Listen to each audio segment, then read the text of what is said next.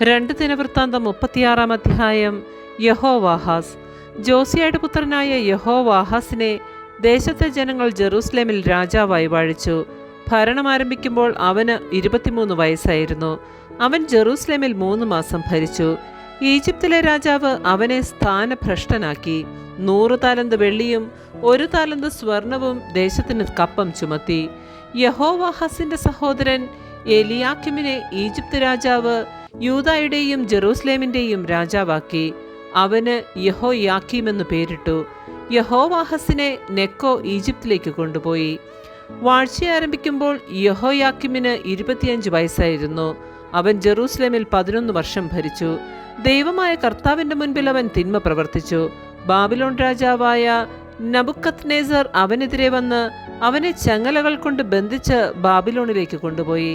കർത്താവിന്റെ ആലയത്തിലെ പാത്രങ്ങളിൽ കുറെ അവൻ ബാബിലോണിലേക്ക് കൊണ്ടുപോയി കൊട്ടാരത്തിൽ സൂക്ഷിച്ചു. യഹോയാക്കിമിന്റെ ഇതര പ്രവർത്തനങ്ങളും അവൻ ചെയ്ത മ്ലേച്ഛതകളും അവന്റെ കുറ്റകൃത്യങ്ങളും ഇസ്രയേൽ യൂദാ രാജാക്കന്മാരുടെ പുസ്തകത്തിൽ രേഖപ്പെടുത്തിയിട്ടുണ്ട്. അവന്റെ പുത്രൻ യഹോയാഖിൻ രാജാവായി. രാജാവാകുമ്പോൾ യഹോയാക്കിന് 8 വയസ്സായിരുന്നു. അവൻ 3 മാസവും 10 ദിവസവും ജെറൂസലേമിൽ ഭരിച്ചു. അവൻ കർത്താവിന്റെ മുൻപിൽ തിന്മ പ്രവർത്തിച്ചു.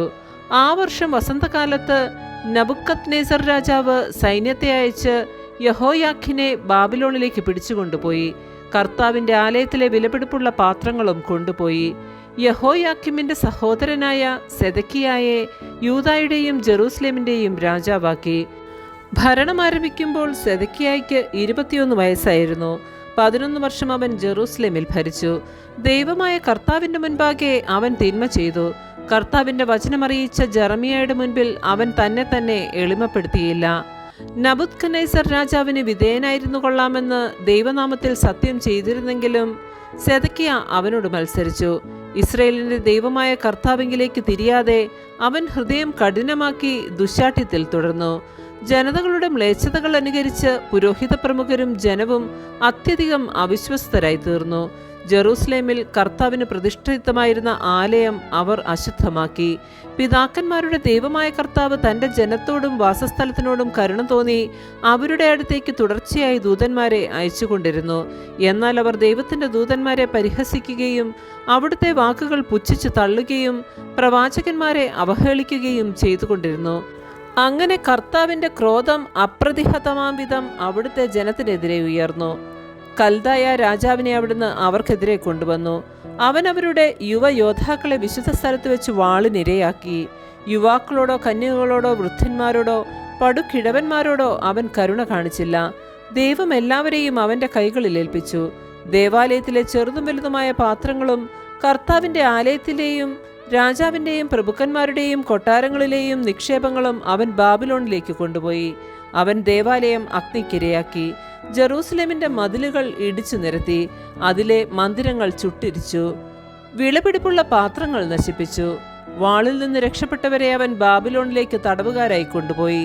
പേർഷ്യ രാജ്യം സ്ഥാപിതമാകുന്നതുവരെ അവർ അവനും അവന്റെ പുത്രന്മാർക്കും ദാസന്മാരായി കഴിഞ്ഞു. അങ്ങനെ ജെറമിയ വഴി കർത്താവ് അരുളി ചെയ്ത വചനം പൂർത്തിയായി. ദേശം അതിന്റെ സാപത്ത് ആസ്വദിച്ചു. 70 വർഷം പൂർത്തിയാകുന്നതുവരെ ശൂന്യമാക്കി കിടന്ന നാളുകളത്രയും ദേശം സാപത്ത് ആചരിച്ചു. ജെറമിയ വഴി കർത്താവ് അരുളി ചെയ്ത വചനം നിവൃത്തിയാകേണ്ടതിന് പേർഷ്യ രാജാവായ സൈറസ് ഭരണം തുടങ്ങിയ 1-ാം ആണ്ടിൽ തന്നെ സാമ്രാജ്യത്തിലെങ്ങും ഈ കൽപ്പന വിളംബരം ചെയ്യുവാനും അതെഴുതി പ്രദർശിപ്പിക്കുവാനും കർത്താവ് അവനെ ഉത്തേജിപ്പിച്ചു. പേർഷ്യ രാജാവായ സൈറസ് ആജ്ഞാപിക്കുന്നു: ആകാശത്തിന്റെ ദൈവമായ കർത്താവ് ഭൂമിയിലെ എല്ലാ രാജ്യങ്ങളെയും എനിക്ക് കീഴ്പ്പെടുത്തിയിരിക്കുന്നു. യൂദായിലെ ജെറൂസലേമിൽ അവിടുത്തേക്ക് ഒരു ആലയം പണിയാൻ അവിടുന്ന് എന്നോട് കൽപ്പിച്ചിരിക്കുന്നു. അവിടുത്തെ ജനത്തിൽപ്പെട്ട ആരെങ്കിലും നിങ്ങളുടെ ഇടയിൽ ഉണ്ടെങ്കിൽ അവൻ പുറപ്പെടട്ടെ. അവന്റെ ദൈവമായ കർത്താവ് അവനോട് കൂടെ ഉണ്ടായിരിക്കട്ടെ. ആമേൻ. പരിശുദ്ധ പരമാ ദിവ്യകാരുണ്യത്തിന്